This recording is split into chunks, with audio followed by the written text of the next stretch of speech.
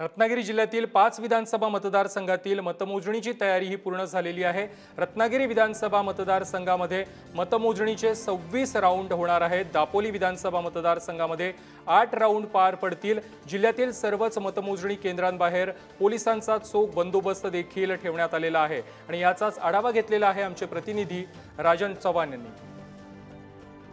रत्नागिरी जिल्ह्यामध्ये 65% मतदान प्रक्रिया पूर्ण झाल्यानंतर आता उद्या निकालाचा दिवस आहे आणि त्यासाठी जिल्हा प्रशासन पूर्णपणे सज्ज झालेले आहे। रत्नागिरी जिल्ह्यातील अशाच प्रकारे 5 विधानसभा मतदारसंघामध्ये उद्या मतमोजणीची ही जोरदार तयारी ही पूर्णत्वास झालेली आहे। रत्नागिरी जिल्ह्याचा विचार करता तर या मतदारसंघामध्ये 26 राऊंड या ठिकाणी मतमोजणीचे होणार आहेत। दापोली विधानसभा मतदारसंघामध्ये मतमोजणीचे 28 राऊंड या ठिकाणी होणार आहेत। तर राजापूर विधानसभा मतदारसंघाचा विचार केला तर 25 राऊंडमध्ये मतमोजणी होणार आहे। चिपळूण विधानसभा मतदारसंघाचं पाहिलं तर 24 राऊंडमध्ये या ठिकाणी मतमोजणी होणार आहे। सर्व टेबलवरची मतमोजणी ही एकाच वेळी सुरू केली जाणार आहे। आपल्यासोबत रत्नागिरीचे या ठिकाणी निवडणूक निर्णय अधिकारी आहेत।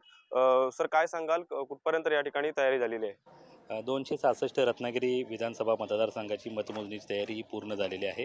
रत्नागिरी विधानसभा मतदारसंघामध्ये 352 मतदान केंद्र आहेत। मतमोजणी सकाळी 8 वाजता सुरू होणार आहे।